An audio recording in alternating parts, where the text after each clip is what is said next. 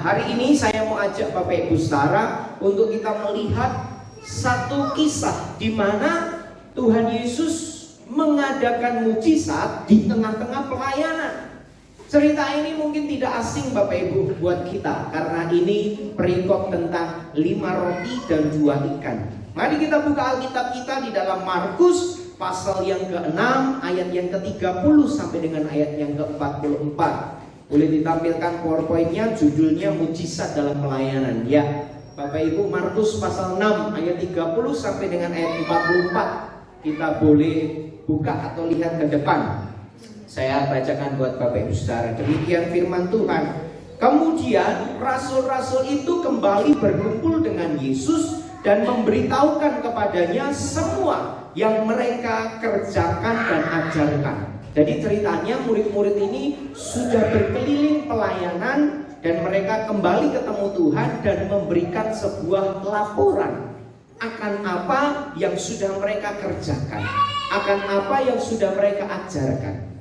Tetapi ayat yang ke-31, lalu ia berkata kepada mereka, marilah ke tempat yang sunyi, supaya kita sendirian dan beristirahatlah seketika. Sebab memang begitu banyaknya orang yang datang dan yang pergi, sehingga makan pun mereka tidak sempat.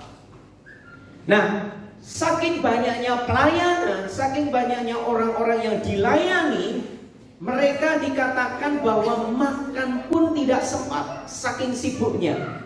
Nah, Yesus mengajak murid-muridnya, yuk kita menyingkir yuk ke tempat yang sunyi. Kita beristirahat seketika. Ya, jadi mau pelayanan sibuk apapun harus ada waktu istirahat. Mau kerja apapun sibuknya juga harus ada waktu istirahat seketika, bukan istirahat terus-menerus.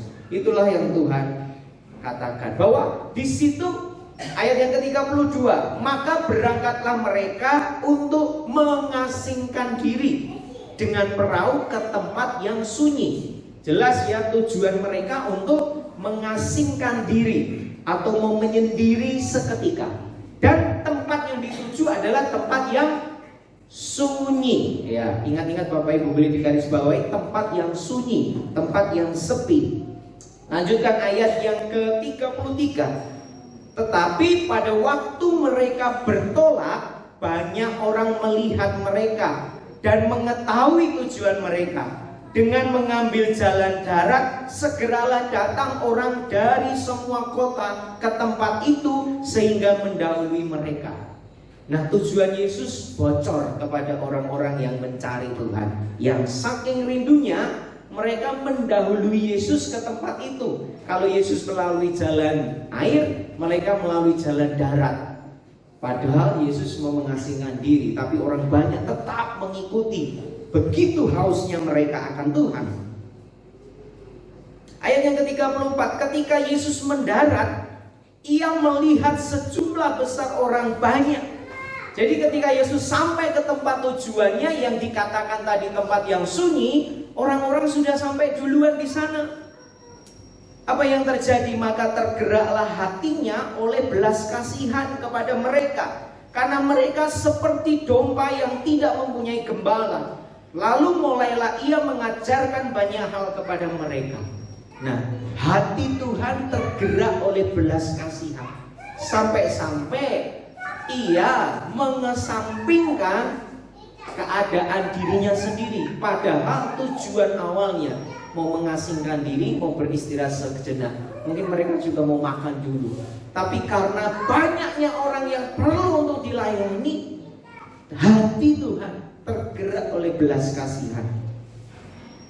Singkat cerita, Tuhan mulai mengajar kepada mereka. Lalu ayat yang ke-35, pada waktu hari sudah mulai malam, datanglah murid-muridnya kepadanya dan berkata, tempat ini sunyi dan hari sudah mulai malam. Ya, setelah itu, setelah Tuhan mengajarkan, mulailah malam. Ayat yang ke-36, suruhlah mereka pergi supaya mereka dapat membeli makanan di desa-desa dan di kampung-kampung sekitar sini. Ya mungkin tempatnya nggak terlalu jauh atau bagaimana, tetapi mereka pada waktu itu kekurangan makanan. Ayat yang ke-37, tetapi jawabnya, kamu harus memberi mereka makan. Kata mereka kepadanya, jadi haruskah kami membeli roti seharga 200 dinar untuk memberi mereka makan?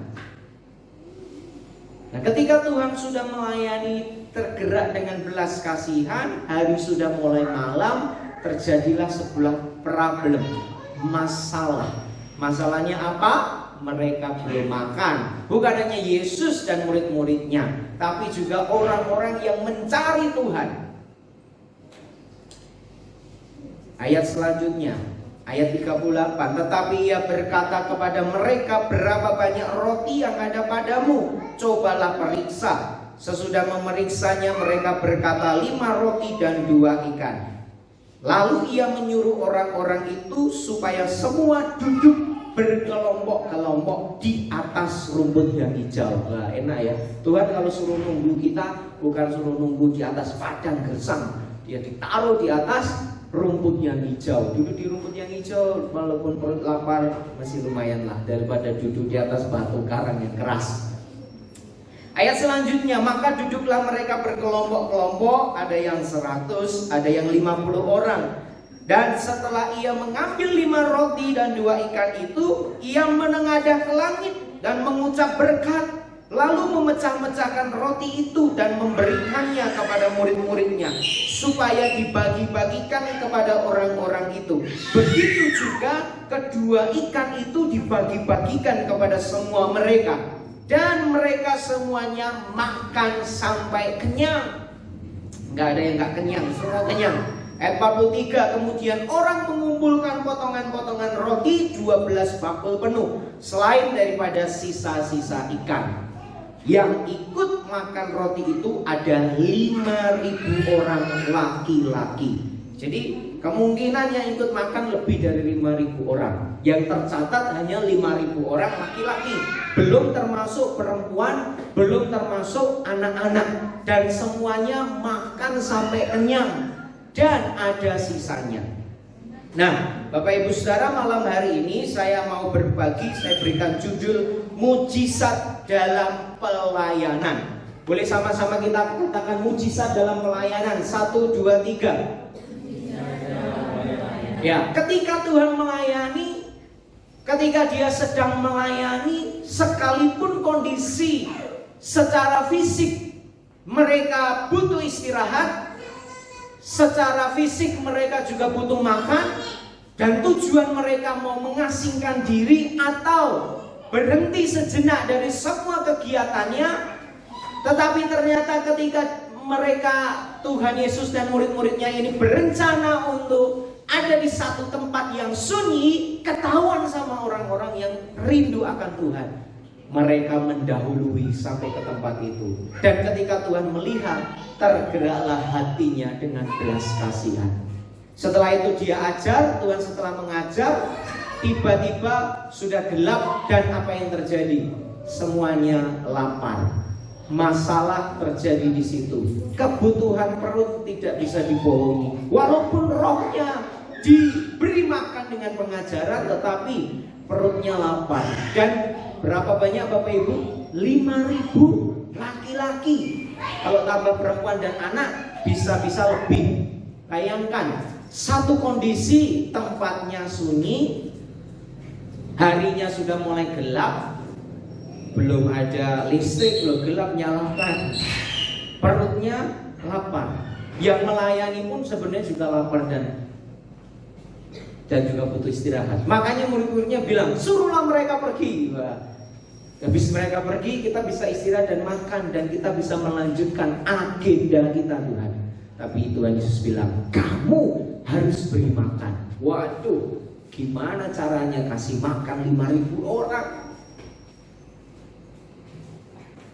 Kalau Bapak Ibu sudah ada di tempat seperti itu, kita sedang rindu-rindunya sama Tuhan, kita sedang cari Tuhan, tapi begitu kita cari Tuhan, ternyata setelah kita dapatkan firman, kita belum dapatkan apa yang ada di perut, kebutuhan jasmani kita. Tapi Tuhan baik, Tuhan tidak berkata, ya udah, kalian kan sudah terima firman, sekarang pulang ke rumah masing-masing dengan kelaparan. Seandainya Tuhan jahat, suruh pulang, apa yang terjadi di jalan? Bisa-bisa mereka nggak sampai. Tapi menurut saya sesuatu hal yang ajaib terjadi, mujizat terjadi. Mujizat terjadi, orang-orang bisa makan sampai kenyang, ribuan orang bisa makan, ada sisa 12 bakul. Pertanyaannya adalah, prosesnya seperti apa? Bisa sampai terjadi mujizat di tengah-tengah pelayanan, mujizat di tengah-tengah kebutuhan, mujizat di tengah-tengah masalah, mujizat di tengah-tengah kebutuhan mereka. Yang pertama adalah memeriksa, Bapak Ibu Saudara. Kita coba lihat ayat yang ke-38. Markus 6 ayat 38 dikatakan, tetapi ia, yaitu adalah Tuhan Yesus, berkata kepada mereka, kepada murid-muridnya, berapa banyak roti yang ada padamu? Cobalah periksa. Sesudah memeriksanya, mereka berkata 5 roti dan 2 ikan. Nah, bagaimana kita mengalami mujizat di tengah-tengah pelayanan? Bagaimana kita bisa mengalami mujizat di tengah-tengah kebutuhan, tantangan, masalah? Yang pertama, kita perlu memeriksa. Boleh sama-sama katakan memeriksa. 1, 2, 3. Nah, apa itu memeriksa? Memeriksa itu adalah mencari. Diperiksa, dicari satu persatu. Di tengah-tengah 5.000 orang ditanyakan, apa yang ada padamu? Bagi kita ayat atau kata memeriksa mungkin sederhana, Bapak Ibu. Tapi seandainya kita ada di posisi mereka, di tengah-tengah kebutuhan, di tengah-tengah kegelapan, di tengah-tengah keramaian orang yang semuanya membutuhkan jawaban, memeriksa itu tidak sesederhana itu. Perlu yang namanya ketelitian, perlu yang namanya kesabaran, perlu yang namanya keuletan. Kenapa saya bilang gitu? Karena begini, tidak dicatat di Alkitab atau tidak diberitahu dengan jelas kapan mereka menemukan 5 roti dan 2 ikan. Apakah mereka sudah lama mencari baru menemukan? Berapa banyak orang yang sudah mereka periksa? Berapa banyak orang yang sudah mereka tanyai? Apa usaha yang sudah mereka lakukan? Di tengah-tengah 5.000 orang, tidak pernah dicatat kapan saatnya mereka menemukan 5 roti dan 2 ikan. Itu artinya begini, Bapak Ibu. Kenapa saya bilang teliti? Ya harus teliti. Yang sana udah dicari belum? Ini 12 orang misalkan ngomong, yang di sana udah dicari belum? Yang di sini udah ditanyain belum? Kalau nggak teliti terlewat nanti. Bayangkan 5.000 orang di dalam satu tempat, suruh cari. Kalau ada yang dengan sengaja menawarkan lalu angkat tangan, saya punya ini, saya punya itu, murid-murid enak, tinggal datang dan ambil. Tapi mereka perlu memeriksa dengan teliti. Mereka juga perlu sabar. Sudah berapa banyak yang ditanya? Sudah berapa banyak yang dicari? Sudah ketemukah? Mereka juga perlu ulet, tahan uji, terus periksa sampai ketemu. Nah, ayat ini juga menunjukkan kepada kita bahwa memerlukan sebuah cara kerja untuk menemukan bahan baku mujizat. Bagian kita adalah memeriksa. Boleh di next ya. Bagian kita adalah memeriksa. Saya percaya seperti apa yang Tuhan tanyakan kepada murid-murid, apa yang ada padamu? Kamu punya apa? Bahan bakunya ada di sekitarmu. 5 roti dan 2 ikan itu ada di sekitar mereka, walaupun harus dicari, walaupun harus diperiksa. Nah, Bapak Ibu, Saya tulis begini, bahan mujizat ada di sekitar kita. Boleh katakan ke kanan kiri, bahan mujizat itu ada di sekitarmu. Ya. Mereka nggak pergi ke pulau seberang untuk menemukan 5 roti dan 2 ikan, tapi ada di antara mereka. Ada di antara mereka. Masalahnya adalah perlu untuk diperiksa. Nah, apa sih maksudnya aplikasi dalam kehidupan kita, dalam kehidupan sehari-hari? Kenapa seringkali kita juga saya pernah mengikuti yang namanya tes kepribadian Bapak Ibu. Jadi mau tahu sebenarnya saya itu kepribadiannya seperti apa, ikut tes beberapa kali. Lalu ada beberapa lah, ada yang mungkin sanguin, flegmatis, kolerik, dan sebagainya. Itu dalam rangka apa? Dalam rangka memeriksa diri saya. Siapa saya? Saya mau kenali hidup saya. Di mana kekuatan saya, di mana kelemahan saya. Setiap kita perlu memeriksa kembali setiap hidup kita. Apa yang Tuhan sudah taruh, yang itu bisa jadi mujizat. Dan juga bisa periksa apa kekurangan dan kebocoran-kebocoran kita yang perlu ditambah. Sebetulnya apa yang kita bisa kerjakan, apa kemampuan kita, apa yang berguna atau tidak, kita perlu pilih-pilih. Lihat juga di sekitar kita, pandang. Nah, Tuhan ketika ngomong sama murid-muridnya, periksa, cari, temukan. Dalam kehidupan kita juga, Bapak Ibu, yuk kembali kita. Kalau secara kesehatan kan ada yang namanya general check up, untuk memeriksa kondisi kesehatan kita, betul? Paling tidak mungkin setahun 2 kali, setahun 1 kali, untuk memeriksa sebetulnya kondisi saya ini sedang seperti apa. Bagaimana dengan general check up secara rohani? Pernahkah kita memeriksa batin kita, manusia roh kita? Apakah sedang sehat? Baik-baik saja? Atau ada sesuatu yang perlu kita benahi? Baru mujizatnya terjadi. Setelah kita periksa, kita baru bisa melihat, oh ternyata ada bahan baku mujizat. Jangan-jangan 5 roti dan 2 ikan sudah Tuhan sediakan di sekitar kita. Ya, jangan-jangan 5 roti dan 2 ikannya sudah ada, bahan bakunya sudah ada, tinggal kita menemukannya. Itulah poin yang pertama. Jadi sebelum mujizat terjadi, kita perlu memeriksa dahulu dalam hidup kita. Apa yang ada di sekitar kita, apa yang ada di dalam kita. Karena saya percaya Tuhan membuat mujizat dengan apa yang ada pada kita. Dengan perikop ini di sekitar mereka ada. Jadi mari kita cari dan kita sama-sama temukan yang bernilai. Temukan bahan baku mujizatnya ada di sekitarmu. Boleh katakan ke kanan kiri, bahan bakunya ada di sekitarmu, mujizatnya ada di sekitarmu. Ada.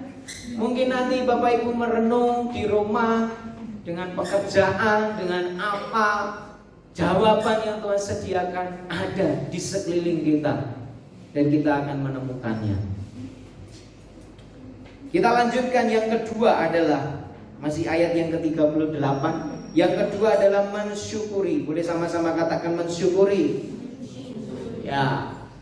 Dikatakan bahwa mereka memeriksa. Setelah mereka memeriksa, mereka menemukan ada 5 roti dan 2 ikan. Aduh. Yang menarik Bapak Ibu, dalam Injil-Injil yang lain ditulis seperti ini tentang 5 roti dan 2 ikan. Ini cara murid-murid melihat. Matius 14 ayat 17 dikatakan bahwa jawab mereka, yang ada pada kami di sini hanya 5 roti dan 2 ikan. Hanya 5 roti dan 2 ikan. Injil yang lain dalam Lukas 9 ayat 13 dikatakan bahwa tetapi ia berkata kepada mereka, kamu harus memberi mereka makan. Mereka menjawab, yang ada pada kami tidak lebih daripada 5 roti dan 2 ikan, kecuali kalau kami pergi membeli makanan untuk semua orang banyak ini. Dan dalam Yohanes 6 ayat 9 dikatakan bahwa di sini ada seorang anak yang mempunyai 5 roti jelai dan 2 ikan. Tetapi apakah artinya itu untuk orang sebanyak ini? 3 kata Bapak Ibu. Jadi ketika mereka sudah menemukan, mereka bilang hanya ini loh, hanya ini. Bahkan ini tidak lebih daripada 5 roti. Apa artinya buat semua kebutuhan 5.000 orang?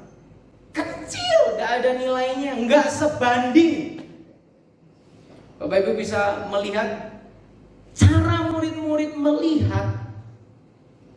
Mereka berkata, ini loh yang aku punya, hanya ini Tuhan, gak lebih. Apa gunanya?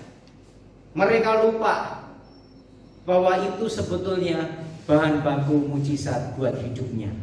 Jadi poin kedua, kenapa saya bilang yuk kita mensyukuri. Sekalipun bentuknya kecil, sekalipun kita ngomong hanya ini Tuhan, atau apa sih gunanya? Aku butuhnya sekian Tuhan, tapi kenapa ini yang kau kasih? Kok cuman ini? Kebutuhan kami banyak. Sebulan harusnya mencapai target sekian, kok hanya sekian misalkan. Atau dalam pelayanan, Tuhan saya maunya NDC turun ke sini, True Worshiper turun ke sini. Kok hanya ini? Kenapa kita nggak pernah bersyukur dengan apa yang ada pada kita? Sekalipun kelihatannya kecil. Boleh tepuk pundak sebelah. Sudah bersyukur belum hari ini? Sudah bersyukur belum hari ini? Iya. Kenapa dalam pikiran murid-murid 5 roti dan 2 ikan ini nggak ada artinya?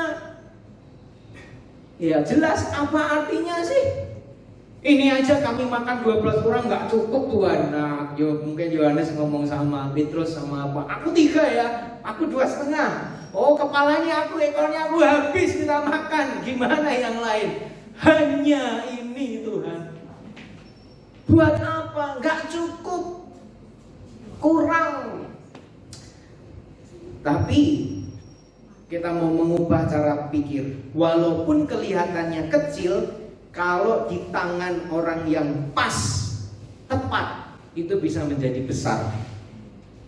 Bisa bertambah banyak, bisa berguna, bisa punya nilai lebih. Ya, saya coba berikan sebuah contoh sederhana Bapak Ibu. Ada sebuah batu kecil lah. Di tangan orang mungkin batu ini akan dibuang, nggak ada. Kalau batu dikasih saya lempar juga, buat apa? Kalau batu itu dikasih ke anak-anak, ya paling buat mainan, kalau bisa dakon, atau enggak buat apa, gundi atau apa segalanya. Nah tapi seandainya batu yang sama tapi dikasih kepada pengrajin batu, apa yang terjadi? Mereka bisa buat jadi perhiasan. Bisa nggak? Bisa. Atau bisa jadi hiasan. Bisa jadi batunya ternyata jadi cincin akik yang mengkilap ternama. Kalau kita nggak tahu kan buang aja. Tapi bagi mereka berharga. Apalagi batu yang sama kalau dikasih di tangan Tuhan, bisa jadi apa Bapak Ibu? Bisa jadi segalanya menurut saya. Ya. Jadi sesuatu yang sama di tangan orang yang tepat akan menjadi berbeda. Sama dengan 5 roti 2 ikan, ketika itu di tangan anak-anak dan terus digenggam, ya nggak akan terjadi apa-apa. Dikasih ke murid-murid juga nggak akan terjadi apa-apa. Tapi begitu di tangan Tuhan, ceritanya menjadi lain. Jadi mari bersyukur dengan apa yang ada dan dengan apa yang kita temukan. Mungkin bentuknya kecil, kalau dibandingkan dengan kebutuhan kita nggak cukup. Mungkin tidak sebanding dengan apa yang kita perlukan. Tapi poinnya adalah walaupun kecil itu bukti Tuhan menyediakan. Amin. Ya. Kenapa kita sering melihat kekurangannya? Kenapa kita nggak fokus kepada Tuhan yang masih ada bersama kita? Dia masih sediakan kok. Dia masih kasih. Walaupun hari ini, bulan ini mungkin nggak sebanding dengan yang lalu-lalu. Tapi kebenarannya Tuhan tetap memberi dan menyediakan. Amin. Tuhan nggak pernah berubah. Mari Bapak Ibu Saudara kita fokus kepada apa yang Tuhan perintahkan. Walaupun yang ada di tangan kecil, tapi itu bukti Tuhan masih menyertai dan menyediakan buat kita. Tinggal tunggu waktunya aja. Di tangan Tuhan, di tangan yang tepat, itu akan menjadi besar dan menjadi lebih berguna. Amin. Lihat potensi yang akan dihasilkan. Selama ada Tuhan, segalanya masih mungkin terjadi. Amin. Boleh sama-sama katakan, selama ada Tuhan, segalanya masih mungkin terjadi. 1, 2, 3. Selama ada Tuhan, segalanya masih mungkin terjadi. Ya. Selama ada Tuhan, selama Dia menyertai, selama Dia bersama kita, selama kita ngandelin Tuhan, walaupun yang dibilang hanya nggak lebih dari ini, apa artinya? Tapi itu bahan baku jadi mujizat yang besar. Mungkin dalam benak pikiran murid-muridnya nggak akan kebayang. Ternyata yang ini yang kita ngomong hanya ya, yang kita ngomong apa sih artinya ini? Tapi itu ternyata menyelesaikan persoalan untuk 5.000 orang.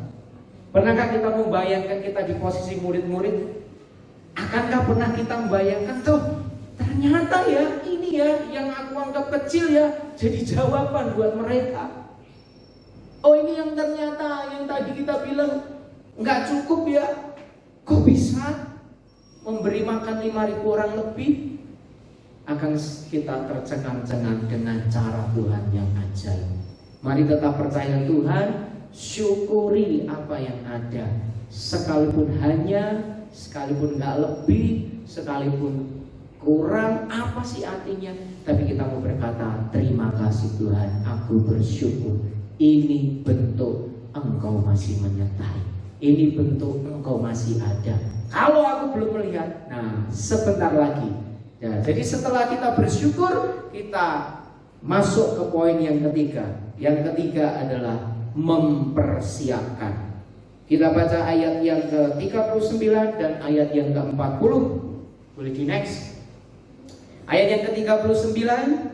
Lalu ia menyuruh orang-orang itu supaya semua duduk berkelompok-kelompok di atas rumput hijau.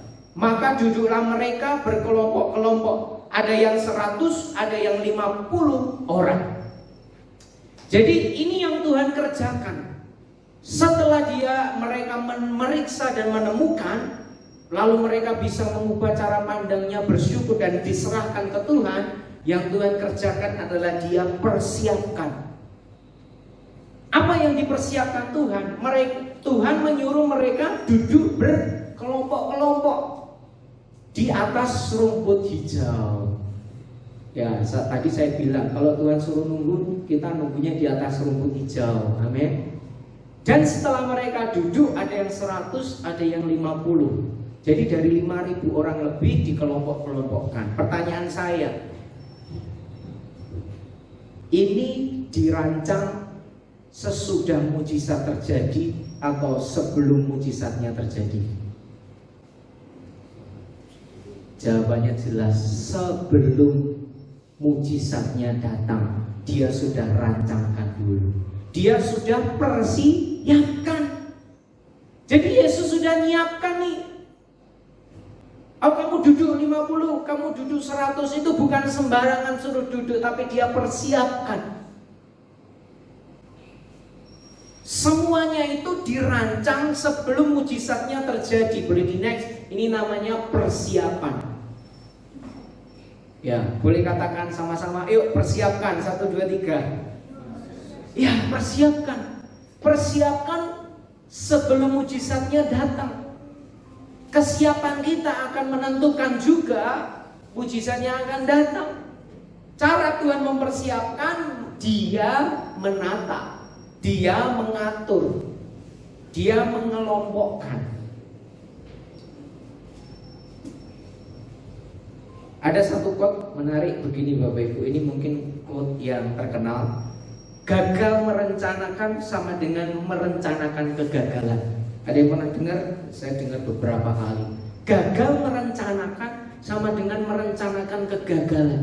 Atau gagal mempersiapkan sama dengan kita juga siap-siap untuk gagal. Dalam arti kita harus punya rancangan atau merencanakannya dengan baik. Tuhan Yesus yang ngajarin. Kenapa Bapak Ibu Saudara? Karena begini, 5.000 orang dalam kondisi lapar, tempatnya sunyi, gelap lagi. Apa yang terjadi? Kalau nggak ada pengaturan atau persiapan, baru roti datang bisa berebut nggak? Nah, sebetulnya ini ada satu gambar Bapak Ibu. Gambar ini saya kasih gambaran untuk bisa menggambarkan sebetulnya. Ada sebuah pernah cerita bahwa warga itu rela berdesak-desakan karena mau berebut makanan gratis. Pernah dengar? Ada yang sampai open house tapi terjadi korban. Ada yang sampai meninggal injek-injekan karena makanan. Nah, coba bayangkan seandainya Tuhan tidak atur, tapi mujizatnya datang. Waduh, ini yang si paling lapar nih, kalau itu lihat ada makanan, perutnya dia lari duluan. Kalau udah ngomong soal perut kadang lupa, sikut sana, sikut sini, habis semua. Dan yang terjadi saya tulisnya cukup mengerikan. Saya berandai-andai, seandainya mujizatnya datang dulu dan gak ada persiapan, yang terjadi adalah mujizat bisa menjadi bencana, bisa jadi chaos. 5.000 orang lebih loh. Saya belum pernah ngatur kasih makan untuk 5.000 orang. Kita ngatur kasih makan 200 orang aja, bayangkan. Itu orang yang tidak dalam kondisi lapar. Harus dipersiapkan dulu, di-manage dengan baik. Ya, ada yang sibuk sana sini, ngurus yang ini dipanaskan dulu. Itu bagaimana dengan kapasitas 5.000? Seandainya Tuhan tidak mempersiapkan, mujizatnya bisa jadi sebuah bencana. Nah, kenapa dikelompokkan 50, 100 biar gampang baginya dan kamu gak kemana-mana? Ini juga berlaku dalam kehidupan kita. Mujizat saya percaya pasti datang, tapi bagaimana persiapan kita? Right? Persiapan kita akan sangat menentukan. Kekuatan untuk mengelola, kekuatan untuk mengatur, memikirkan, itu bagian daripada kita siap-siap. Makin besar yang pengen kita dapatkan, makin tenaga besar yang perlu kita persiapkan. Contoh tentang persiapan, saya punya sebuah contoh. Waktu kami kuliah S1, kami selalu bercanda dengan teman-teman. Yuk kita S2 ambil ke luar negeri yuk. Waduh, semuanya bersemangat. Cita-citanya S2 di luar negeri. Jadi semua. Tapi tiba-tiba di satu keadaan ini tidak benar-benar terjadi. Tapi ada satu ketua STT kami bilang begini. Siapa yang punya paspor? Dari semua yang bercita-cita mau kuliah ke luar negeri, hanya beberapa orang yang angkat tangan. Dan pertanyaan yang kedua, siapa yang bisa bahasa Inggris? Enggak ada yang angkat tangan. Artinya gini Bapak Ibu, punya cita-cita, tapi dia nggak persiapkan. Waktu kesempatan datang nggak bisa ngambil. Bukan Tuhan nggak baik, tapi dia nggak persiapkan.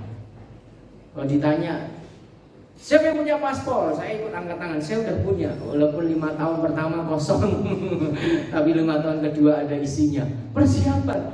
Tapi kalau ditanya bahasa Inggris, enggak. Ini ngeper juga. Cita-cita pengen khotbah di luar negeri, teman-teman. Ya harus minimal belajar bahasa Inggris. Persiapan. Siapa tahu kesempatan Tuhan buka. Amin. Sama, kita pengen apa? Pengen punya mobil, nggak siap-siap belajar, nggak cari tahu bikin SIM di mana. Saya kasih bocoran Bapak Ibu, sebelum saya bisa mobil, saya bikin SIM dulu baru belajar mobil. Kenapa? Nggak tahu juga dulu. Karena lihat teman-teman di Jakarta, mereka bisa bawa mobil. Waktu saya pulang iseng tanya, boleh nggak bikin SIM A? Ya ini kan dulu ada SIM massal ya, jadi tinggal ikutan, nggak pakai tes. Tapi jangan ditiru, itu di Jawa dulu dapat begitu kemudahan tanpa tes. Kalau tes ketahuan nggak bisa, karena bikinnya rame-rame. SIM rombongan namanya, waktu itu masih berlaku, sekarang nggak. Jadi buat dulu, setelah itu latihan, curi-curi pinjem, main di gang, ngobrol, akhirnya bisa. Saya udah punya SIM, saya bisa mobil, saya tahu sedikit-sedikit perawatan lah. Kalau nggak mau itu, tinggal datang berkatnya. Nanti kalau butuh pasti Tuhan kasih, saya percaya. Ya kan belum butuh. Kalau butuh, nah itu persiapan. Ada yang lain lagi apa? Mau kita pengen apa? Pengen punya rumah, pengen pekerjaan terobosan dalam karir. Kita persiapkan apa yang dibutuhkan, sehingga ketika kesempatannya datang kita udah siap, tinggal sodorkan ini dan datang itu kita sambar. Amin. Jangan sampai kairos Tuhan terlewat karena sebetulnya kita yang belum siap. Saya berdoa semua kita mempersiapkan ya. Pengen punya usaha baru, siapkan, cari tahu, belajar banyak. Saya juga belajar, masih sangat belajar Bapak Ibu, mempersiapkan sama. Nah di belakang ada struktur organisasi gereja, saya sudah buat. Walaupun orangnya belum ada, saya tulis semuanya Bapak Ibu. Kenapa? Persiapan. Siapa tahu 5-10 tahun ke depan Tuhan kasih seperti yang kita harapkan. Tapi minimal kita udah siap-siap. Belum tahu datangnya kapan. Tapi kalau kita udah siap, saya percaya mujizat terjadi. Amin. Dalam pekerjaan kita, dalam pelayanan rumah tangga, terobosan apapun, yuk siap-siap yuk. Yuk siap-siap. Persiapkan dengan baik. Ya, ada yang pengen punya mobil, angkat tangan. Nggak ada yang pengen belajar dulu cara merawatnya. Minimal udah bisa nyuci mobil, tahu. Iya dong. Kalau ada yang sewa mobil curi-curi belajar gitu dan sebagainya, persiapan, nggak apa-apa, nggak ada yang salah, kecuali bawa mobil langsung ditabrakin, ini nggak minta pertolongan. Nah ada banyak hal yang bisa kita persiapkan. Ada yang pengen kuliah di luar negeri satu saat, persiapkan dari sekarang belajar bahasa Inggris. Atau hal-hal apapun, mau terobosan dalam pekerjaan, yuk persiapkan. Waktu Tuhan berkata, ya kita udah siap, tinggal masuk di dalamnya. Kalau seandainya udah datang duluan, paling tidak ya bisa sih, paling kita kelapaan sedikit, adaptasi, baru itu. Tapi kalau Tuhan maunya siap-siap. Amin. Sama-sama katakan mempersiapkan. 1, 2, 3. Yuk sama-sama yuk kita persiapkan di bagian kita masing-masing sampai itu datang. Yang keempat, ayat 41. Ini poin yang terakhir. Ya, Markus 6 ayat 41. Dan setelah ia mengambil 5 roti dan 2 ikan itu, ia menengadah ke langit dan mengucap berkat, lalu memecah-mecahkan roti itu dan memberikannya kepada murid-muridnya supaya dibagi-bagikan kepada orang-orang itu. Begitu juga kedua ikan itu dibagi-bagikannya kepada semua mereka. Ada kata yang keempat adalah mengucap berkat. Ngadah dulu ke langit. Ini yang Yesus lakukan, baru diucapkan berkat. Sama, kadang kita doa, boleh doa, tapi satu kali kita juga perlu hadapkan ke Tuhan. Nih Tuhan, lalu kita ucapkan berkat. Kita tidak minta sama Tuhan berkati, tapi satu sisi kita ucapkan berkat. Jadi berhasil, disertai Tuhan. jadi anak yang baik. Pernah kita ucapkan berkat pada usaha kita?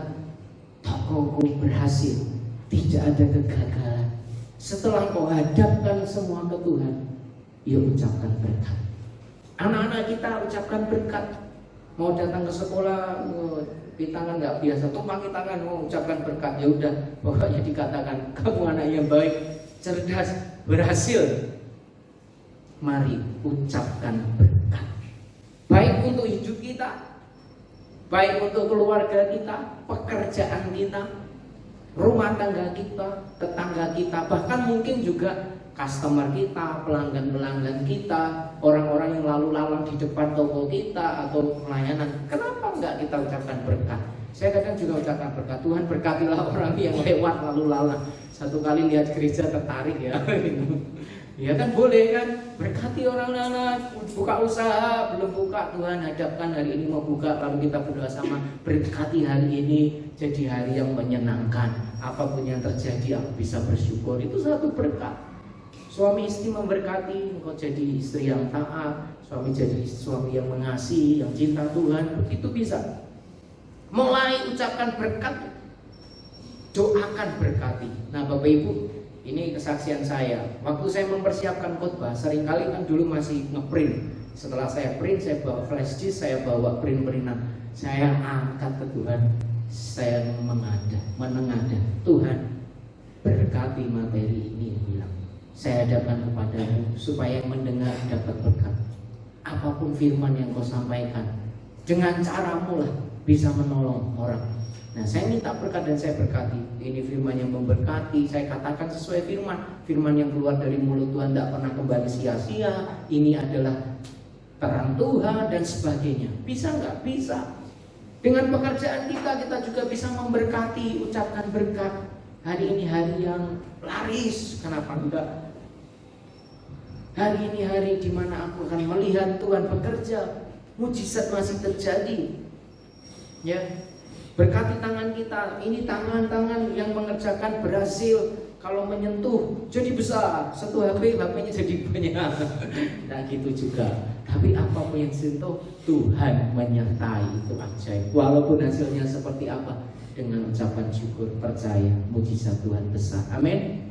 Mungkin ada barang-barang ini yang sudah terlalu lama, ini keenakan nih tinggal di sini nih. Berkati aja, katakan, yuk segera keluar barang-barang ini. Tuhan memberkati engkau. Ada waktunya sekarang. Tidak apa-apa.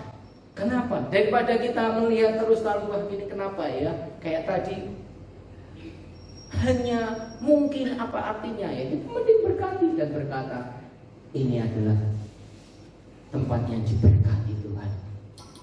Amin. Amin. Mari kita ucapkan berkat. Ucapkan berkat. Ucapkan berkat atas semuanya, atas rumah tangga, atas tangan, atas anak-anak kita. Ya, kita ucapkan pengajaran, bahkan juga agak keras sedikit pasti udah pernah. Sekarang yuk ucapkan berkat juga, boleh, boleh, amin. Itu cara Tuhan. Dia hadapkan, dia berkati, dan setelah itu apa? Dia pecah-pecahkan dan jadi mujizat. Apakah mujizatnya dipotong terus itu tafsiran. Tapi yang jelas 5.000 orang makan sampai kenyang, itu kebenarannya. Setelah Tuhan menengadah dan mengucapkan berkat. Amin. Gak usah ngomong tapi lirik aja kanan kiri. Di mulutnya itu ada berkat. Iya, di mulut kita ada berkat. Ucapkan, ucapkan, ucapkan. Amin. Kenapa? Karena firman Tuhan berkata di mulutmu ada firman dan itu berkuasa. Yes, saya berdoa kita mengalami mujizat di dalam kehidupan kita, dalam pelayanan, dalam rumah tangga, dalam pekerjaan, dalam kebutuhan kita, dalam apapun yang kita kerjakan. Yuk kita sama-sama beriman, mujizat masih ada. Amin. Ada 2 quote yang ingin saya bagikan yang memberkati hidup saya. Next, nah bahasa Inggrisnya adalah always remember your present situation is not final destination, the best is yet to come. Nah, walaupun bahasa Inggrisnya belepotan kirim ke Singapura, oke. Bawa Google Translate. Ya, bahasa Indonesianya adalah ingat selalu bahwa situasimu saat ini itu bukan tujuan akhir atau bukan situasi terakhir. Semuanya masih berubah. Yang terbaik masih akan datang. Amin. Amin. Katakan yang terbaik masih akan datang. 1, 2, 3. Yes. Saya kalau lagi itu ingat ini, yang terbaik pasti akan datang. Ini bukan situasi akhir, ini bukan final. Yang terbaik pasti akan datang. Dan satu lagi, next, don't give up, your miracle is on the way. Jangan menyerah, mujizatmu sedang dalam perjalanan. Ada amin? Boleh katakan ke kanan kiri, jangan menyerah, mujizatmu sedang dalam perjalanan. Kalau Pak Andi nggak ada kanan kiri, depan belakang, boleh ya. On the way, your miracle is on the way. Don't give up, jangan menyerah. Ayo percaya, ayo percaya.